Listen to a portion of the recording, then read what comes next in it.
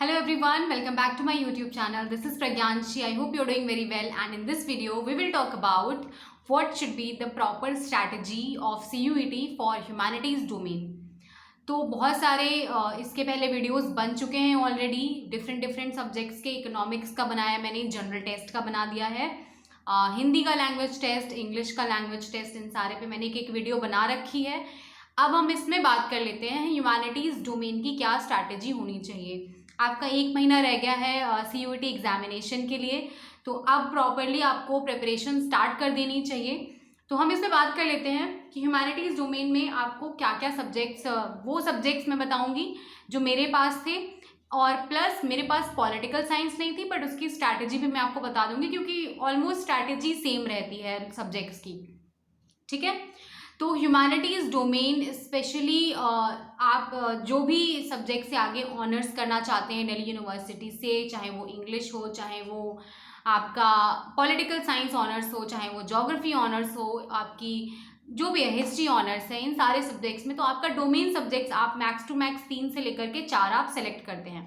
Alright, तो अब हम देख लेते हैं कि आपकी क्या क्या स्ट्रैटेजी होनी चाहिए इन चारों सब्जेक्ट्स के लिए। इकोनॉमिक्स की स्ट्रैटेजी आपको मैंने बता रखी है कि इकोनॉमिक्स में आपको क्या क्या फॉलो करना है। एक और चीज़, इकोनॉमिक्स में माइक्रो इकोनॉमिक्स का भी थोड़ा पोर्शन है। आप सिलेबस जब देखोगे CUET का, उसके लिए जितना सिलेबस में मेंशन्ड है आप उतने ही टॉपिक्स कवर कर लो, उससे ज़्यादा नहीं करने हैं। ऑलराइट, चलिए अब हम बिना टाइम वेस्ट किए स्टार्ट कर देते हैं ह्यूमैनिटीज़ डोमेन के 4 सब्जेक्ट्स की स्ट्रैटेजी। सबसे पहले शुरू करते हैं हिस्ट्री की क्या स्ट्रैटेजी होनी चाहिए। हिस्ट्री के लिए आपको क्या करना है, हिस्ट्री में क्योंकि आपकी 3 किताबें हो चुकी हैं, आपने बोर्ड्स के लिए पढ़ा है, तो आपको मोस्टली आइडिया होगा कि किताबों में क्या है। आपको क्या करना है, आपको वही किताबें फिर से पढ़नी है, ठीक है, डिटेल में पढ़नी है। अलॉन्ग विद दैट आपको कोई भी यूट्यूब चैनल आप फॉलो कर लो जहाँ पे MCQ सॉल्व करवाते हो।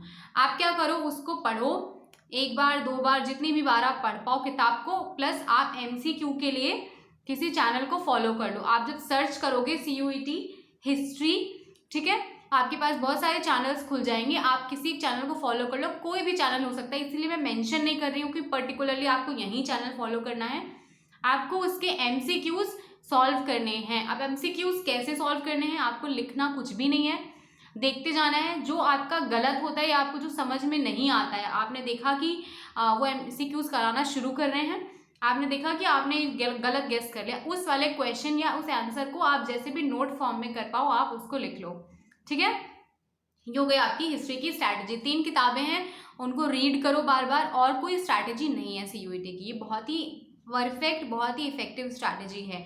ठीक है, उसके बाद में हम आ जाते हैं, हमारे पास अगला सब्जेक्ट है ज्योग्राफी का। ज्योग्राफी में भी सेम करना है, आप किताब को पढ़ो, NCERT, बिल्कुल NCERT के बाहर एक भी क्वेश्चन नहीं आता है, आप NCERT करिए, प्लस आप यूट्यूब चैनल फॉलो कर लीजिए किसी भी जहाँ पे वो आपके MCQ सॉल्व कराते हों। डेली लेवल पे आपको क्या करना है, क्योंकि किताबें आपने अभी पढ़ी हुई हैं, तो आपको ज़्यादा उसमें बार बार लाइक इस चैप्टर को पढ़ेंगे या उस चैप्टर को पढ़ूँ, ऐसे आप एकदम से शुरू करो फर्स्ट चैप्टर से, जितना हो पाए 1 दिन में आप उसके, या नॉर्मली आप इन जनरल जो ज्योग्राफी के MCQ, चाहे वो किसी भी चैप्टर से हो, क्योंकि आपको अभी आपने जस्ट पढ़ी थी बोर्ड्स के लिए अपनी बुक, तो आपको बार बार उसमें ये सोचने की ज़रूरत नहीं कि मेरा वो वाला चैप्टर नहीं हुआ है अभी तो मैं कैसे MCQ सॉल्व करूँगी, आप ऑलरेडी पढ़ चुके हैं।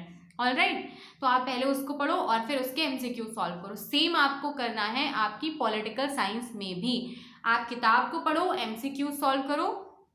MCQs बेस्ड पेपर है, तो सबसे ज़्यादा आपको इसी में कमांड होनी चाहिए कि आप MCQs कैसे सॉल्व कर पाते हैं। उसके अलावा आपको कोई भी स्ट्रैटेजी यूज़ करने की ज़रूरत नहीं है, जितना ज़्यादा आप प्रैक्टिस MCQs की करोगे उतना ही आप अच्छे से उसको निकाल पाओगे। ऑलराइट, बचा है इकोनॉमिक्स के लिए, तो इकोनॉमिक्स की स्ट्रैटेजी मैंने पूरी अलग से बना रखी है, आप उसको फॉलो कर लो, उस वीडियो को देख लो जा करके, और आपको पूरा इकोनॉमिक्स का सीन पता चल जाएगा कैसे आपको इकोनॉमिक्स कवर करनी है। तो ये हो गया ह्यूमैनिटीज़ डोमेन की मोटी मोटी स्ट्रैटेजी, मैंने ऊपर से एक एज अ होल आपको बताई है। अब डिटेल में आपको क्या करना है, नोट मेकिंग आपको करनी है जो आपके आंसर्स गलत होते हैं, प्लस रीडिंग आपको कम से कम एग्जाम के पहले 5 बार आपने किताबें अपनी पढ़ रखी हों, क्योंकि किताब से ही क्वेश्चन बनता है, किताब से ही उठा के वो क्वेश्चन बनाने, कहीं बाहर से नहीं आ रहा है। आपने अगर किताब की जो लाइनें हैं उनको समझा है तो आप कॉन्सेप्ट अगर क्लियर है आपका तो आप आराम से उसको निकाल लोगे। उसके लिए क्या करना है, किताबों को ही कम से कम एग्जाम से पहले 5 बार पढ़ना है। अब कैसे पढ़ना है, अभी 1 महीना रह गया, 4 वीक्स हैं, आप ये कोशिश करो कम से कम 4 बार तो आप कवर ही कर लो। एक वीक में एक बार आपकी किताबें दोनों हो जानी चाहिए, एक सब्जेक्ट एक वीक में एक सब्जेक्ट, मतलब आप डेली अपना 1-1 घंटा दो और चारों सब्जेक्ट्स को, और आप वैसे उसको कवर करते जाओ, ठीक है। 4 वीक्स हैं तो एक वीक में आप एक बार रिवाइज करो, दूसरे वीक में दूसरी बार, तीसरे वीक में तीसरी बार, चौथे वीक में चौथी बार, और प्लस पहले ही वीक से दिन में हर सब्जेक्ट के आपको MCQ सॉल्व करने ही करने हैं। ये बहुत ही इफेक्टिव स्ट्रैटेजी रहेगी, क्योंकि उसके अलावा कोई स्ट्रैटेजी है ही नहीं इसकी। अब आप ना ही उसमें नोट्स बना सकते हो फालतू के, आप अगर सोचोगे कि मैं पढ़ के नोट्स बनाऊं बैठ के, वो एक बेकार की चीज़ है, वो कोई काम नहीं आएगी। आप सीधे किताब पढ़ो, अंडरलाइन करो। ह्यूमैनिटीज़ में आई डोंट थिंक नोट्स बनाने की ज़रूरत पड़ती भी है ज़्यादा, आप बुक से ही पढ़ोगे, बुक में ही सब कुछ लिखा हुआ है, आराम से आप वहाँ से उसको कवर कर सकते हो। ऑल राइट, तो ये पूरी आपकी ह्यूमैनिटीज़ डोमेन की स्ट्रैटेजी हो गई है। 1 महीना बाकी है, बहुत अच्छा खासा टाइम है प्रिपेयर करने के लिए, ज़्यादा आपको टेंशन लेने की ज़रूरत नहीं। All right, thank you so much for watching this video. In the next video, I will tell you how I chose English honors and what is the strategy for English subject preparation, और English honors करने के क्या क्या फ़ायदे हैं, क्या नुकसान है। अगली वीडियो में हम अपने English honors के बारे में बात करेंगे। Thank you so much, see you in the next video, bye.